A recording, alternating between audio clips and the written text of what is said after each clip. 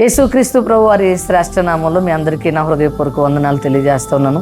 ఈ మధ్యలో మా ప్రాంతంలో ఒక సంఘటన జరిగింది. అదేంటంటే, ఒక 16-17 సంవత్సరాలు కలిగిన అబ్బాయి రాత్రి వేళ సెల్ ఫోన్ చూస్తూ ఉన్నప్పుడు తన అక్క చూడొద్దని సెల్ ఫోన్ లాక్కోవడం, చిన్న గొడవ జరగడంతో ఆ రాత్రి భోజనం చేశారు, అందరూ పడుకున్నారు. పడుకున్న తర్వాత అబ్బాయి వంట రూమ్లోకి వెళ్ళి చాకు తీసుకుని వచ్చి తన అక్కను, తన తల్లిని, తన తండ్రిని పొడి చేశాడు. పొడి చేసినప్పుడు తన తండ్రి అక్కడికక్కడే చనిపోయాడు, అక్క కూడా అక్కడికక్కడే చనిపోయింది. తన తల్లిని హాస్పిటల్లో జాయిన్ చేశారు, ఆవిడ ట్రీట్మెంట్లో ఉన్నారు. ఈ సంఘటన ఎందుకు జరిగింది, ఆ చిన్న వయసులో ఉన్న అబ్బాయి ఎందుకు ఇలా చేశాడు అంటే, చాలా రోజులుగా సెల్ ఫోన్ చూడొద్దని ఇంట్లో తిడతాం అతనికి నచ్చలే, గద్దించడం అతనికి నచ్చలేదు.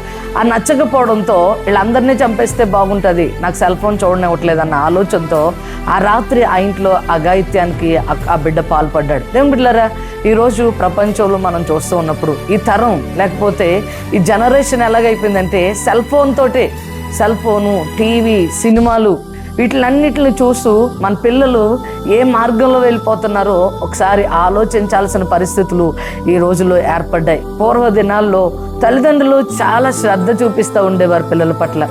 వారి దగ్గరుండి భోజనం పెడుతూ, మంచి నేర్పిస్తూ, మంచి మార్గాల్లో నడవడానికి రాత్రి వేళ చక్కటి కథలు చెప్తూ పిల్లల్ని మంచి మార్గాల్లో పెంచడానికి పూర్వ దినాల్లో తల్లిదండ్రులు ఎంతగానో ప్రయత్నం చేసేవారు. ఈ రోజుల్లో అయితే ఏదైనా ఒక చిన్న విషయం, వాళ్ళ మాట వినకపోయినా, స్కూల్కి వెళ్ళకపోయినా, భోజనం చేయకపోయినా సెల్ ఫోన్ ఇచ్చేయడం, టీవీ ముందు కూర్చోబెట్టడం, అలా చేయడం వలన ఈ తరము చెడిపోతూ ఉందని మనం చూస్తూ ఉన్నాం. అందుకే వాక్యం చెప్తూ ఉంది, దేవుడు పిల్లల్ని మనకు బహుమానంగా ఇచ్చాడు.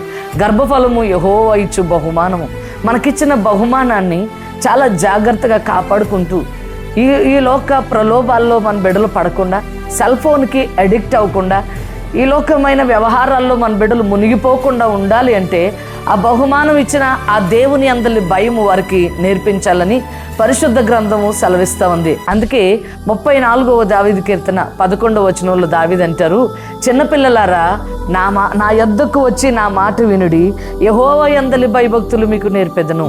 దేవుని మాట వినడం వాళ్ళకి నేర్పిస్తే దేవుని అందరి భయం కూడా నేర్చుకోవడానికి అవకాశం ఉంటుంది. కనుక దేవుని మాట వాళ్ళకి నేర్పించండి, దేవుని సన్నిధికి పంపించండి, సండే స్కూల్కి పంపించండి, వాక్యాలు నేర్పించండి.